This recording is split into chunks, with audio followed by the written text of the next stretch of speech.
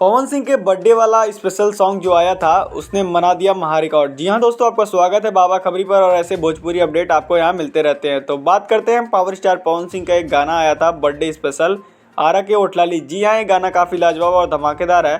हालांकि power star Pawan Singh की आवाज़ तो काफ़ी बढ़िया लग रही है, लेकिन फीमेल सिंगर जो है कल्पना पटवारी, उनकी आवाज़ इस गाने में कुछ जम नहीं रही है। गाना ठीक ठाक है और जितना एक्साइटमेंट था गाने को लेके उतना एक्साइटमेंट नहीं कंप्लीट हो पाया। जी हाँ, जितना पब्लिक और फैंस चाह रहे थे इतना बढ़िया गाना आएगा, उतना बढ़िया गाना नहीं रहा। हालांकि पावर स्टार पवन सिंह का ये गाना आने के बाद ही 3-4 घंटे के अंदर टॉप 3 में पहुंच गया है। जी हाँ दोस्तों, यूट्यूब के ट्रेंडिंग नंबर 3 पर ये गाना ट्रेंड कर रहा है और काफ़ी बवाल धमाल मचा रहा है। करीब 10 लाख व्यूज इसने 4 घंटे में इकट्ठा कर लिए हैं और लोग काफ़ी प्यार दुलार कर रहे थे। और ये तो होना ही था क्योंकि भाई पब्लिक में काफ़ी ज़्यादा एक्साइटमेंट थी पावर स्टार पवन सिंह के बर्थडे के सॉन्ग को लेके।